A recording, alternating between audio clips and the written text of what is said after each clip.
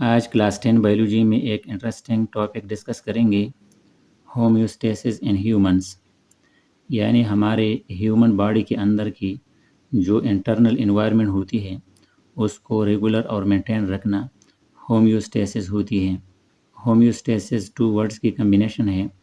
Homeo same یا similar کو کہتے ہیں اور اسٹیسس مینٹین اور ریگولر رکھنا ہوتا ہے، یعنی انٹرنل انوائرمنٹ کو سیم اور ریگولر رکھنا ہومیوسٹیسس کہلاتا ہے۔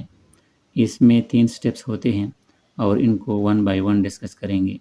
سب سے پہلے lungs as homeostatic organs.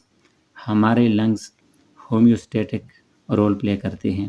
Body کے اندر سیلولر ریسپریشن کے نتیجے میں CO2 پیدا ہوتی ہے اور وہ CO2 لنگز کے ذریعے باڈی سے باہر نکالنا ہوتا ہے، تو کاربن ڈائی آکسائڈ باڈی سے باہر ریلیز ہو جاتی ہے اور یہ ہومیوسٹیٹک آرگن کے طور پر لنگز کام کرتے ہیں۔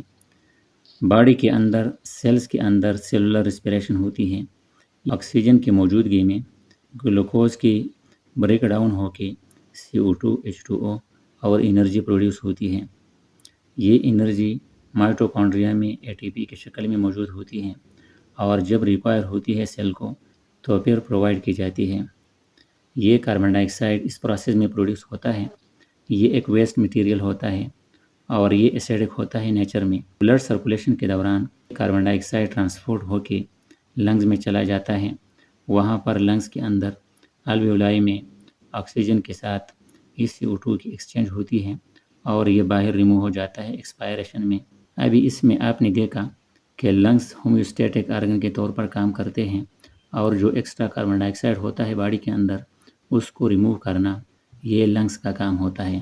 سیکنڈ نمبر پر سکن ہوتا ہے۔ سکن بھی ایک ہومیوسٹیٹک آرگن کے طور پر کام کرتا ہے۔ سکن is an organ for thermo regulation. Body کی انٹرنل ٹمپریچر کو 37 ڈگری سی پر مینٹین اور ریگولر رکھنا یہ تھرمو ریگولیشن ہوتی ہے اور اس تھرمو ریگولیشن میں سکن ایک بنیادی رول پلے کرتا ہے۔ اچھا، یہ یہاں پر ایک سمپل ڈائیگرام میں نے لکھا ہے۔ اس میں یہ سکن ہوتا ہے یا ایپیڈرمس، سکن کا بیرونی لیئر ایپیڈرمس کہلاتا ہے۔ اس کے نیچے یہاں سے لے کر یہاں تک یہ ڈرمس ہوتا ہے اور اس ڈرمس کے قریب یہاں پر ایڈیپوز ٹیشو ہوتا ہے یا فیٹی لیئر ہوتا ہے۔ فیٹی لیئر بینیتھ ایپیڈرمس، یعنی ایپیڈرمس کے نیچے فیٹی لیئر یا ایڈیپوز ٹیشو ہوتا ہے۔ Not allow heat to enter or leave the body. یہ فیٹی لیئر ہیٹ کو باہر سے اندر آنے نہیں دیتا اور اندر کے ٹمپریچر کو بھی باہر جانے نہیں دیتا، یعنی فیٹی لیئر ایک انسولیٹر کے طور پر کام کرتا ہے۔ In cold conditions muscles at the base of hair contract.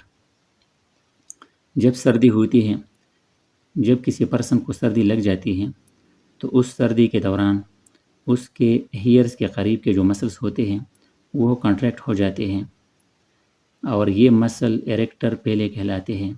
یہ کانٹریکٹ ہو جاتے ہیں۔ ان مسل کے کانٹریکٹ ہونے کی وجہ سے ہیئر سٹینڈ اپ ہو جاتے ہیں، سیدھے ہو جاتے ہیں، کھڑے ہو جاتے ہیں اور گوز بمپس پیدا ہو جاتے ہیں، یعنی سکن کی ایک ایسی سچویشن بن جاتی ہے کہ دانے نما ہو جاتا ہے سکن، اور جس کو گوز بمپس کہتے ہیں، اور یہ ایک غیر ارادی ایک کام ہوتا ہے، انوالنٹری ایک پروسیس ہوتا ہے۔ دس آل یعنی ہیئر کا سٹینڈ اپ ہونا اور گوز بمپس کا پیدا ہونا، یہ دونوں ایک بلینکٹ کے طور پر کام کرتے ہیں، یعنی وہاں پر جو وارم ایئر ہوتی ہے اس وارم ایئر کی ایک بلینکٹ بناتے ہیں اور انٹرنل جو ہیٹ ہوتی ہے اس کو ریلیز ہونے نہیں دیتی۔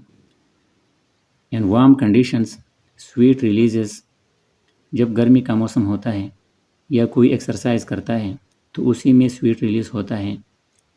سو ایکسٹرا ہیٹ، اس سویٹ کی وجہ سے جو ایکسٹرا ہیٹ ہوتا ہے باڈی کے اندر، یعنی اگر 37 سے اوپر ٹمپریچر جا رہا ہوتا ہے تو اسی دوران کیا ہوگا، سویٹ ریلیز ہوگا اور ٹمپریچر دوبارہ 37 پر آئے گا۔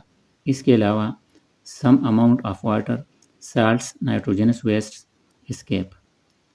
اس سویٹ میں کچھ مقدار پانی کی بھی ہوتی ہے، سالٹس کی بھی ہوتی ہے اور نائٹروجنس ویسٹ کی بھی ہوتی ہے، یعنی امونیا اور یوریا کی کچھ مقدار بھی یہاں اسکیپ ہو جاتی ہیں۔ پھر تھرڈ اور لاسٹ نمبر ہے kidneys. Kidneys acts as homeostatic organs. Kidneys filter nitrogenous waste from blood and excrete them from the body. Kidneys blood کی فلٹریشن کرتے ہیں اور اس بلڈ میں جو نائٹروجنس ویسٹ ہوتے ہیں ان کو فلٹر کرتے ہیں، یورین کے شکل میں جسم سے باہر نکالتے ہیں۔ Kidneys also regulate water solute balance، یعنی کڈنیز واٹر اور سلوٹ کی آپس میں جو بیلنس ہوتی ہے اس کو بھی مینٹین رکھتے ہیں، جس کو آسمو ریگولیشن کہتے ہیں۔ آسمو ریگولیشن وہ ہوتی ہے کہ جس میں باڈی کے اندر نارمل لیول ہوتی ہے واٹر کی، اور اس واٹر میں ڈیزالڈ یا حل شدہ فارم میں سلوٹس بھی ہوتے ہیں۔ یہ سلوٹس گلوکوز بھی ہو سکتا ہے اور منرلز بھی ہوتے ہیں۔ اگر سلوٹ کی مقدار باڈی کے اندر زیادہ ہو تو کڈنیز فلٹریشن کر کے ان سلوٹ کی مقدار کو باہر زیادہ نکالتے ہیں اور واٹر دوبارہ ریٹین کرتے ہیں، ری ایبزارب کرتے ہیں۔ اگر واٹر کی مقدار باڈی کے اندر زیادہ ہو نارمل سے تو فلٹریشن کے بعد واٹر زیادہ ایکسکریٹ ہوتی ہیں اور سلوٹ ری ایبزارب ہوتے ہیں۔ اسی طرح سے اگر ہم زیادہ پانی پی لیں تو یورین کی جو کلر ہوتی ہے وہ ٹرانسپیرنٹ ہوتی ہے، یعنی کڈنیز زیادہ سے زیادہ واٹر کو ایکسکریٹ کرتے ہیں۔ اور اگر ہم کم پانی پیتے ہیں تو پھر یورین کا کلر بھی تیز ہوتا ہے اور کنسنٹریٹڈ ہوتا ہے۔ واٹر کی بیلنس کو مینٹین رکھنا یہ ADH ہارمون کے تھرو ہوتا ہے۔ یہ ایک اینٹی ڈائریٹک ہارمون ہوتا ہے۔ جب پانی باڈی کے اندر نارمل سے کم ہو رہی ہو تو پھر ADH اپنا کام سٹارٹ کرتا ہے اور پانی کو ری ایبزارب کرتا ہے، ریٹین کرتا ہے اور باڈی سے باہر جانے نہیں دیتا۔ یہ آج کا ہمارا ٹاپک تھا ہومیوسٹیسس ان ہیومنز، اور اس میں یہی 3 سٹیپس تھے۔ Okay, thank you.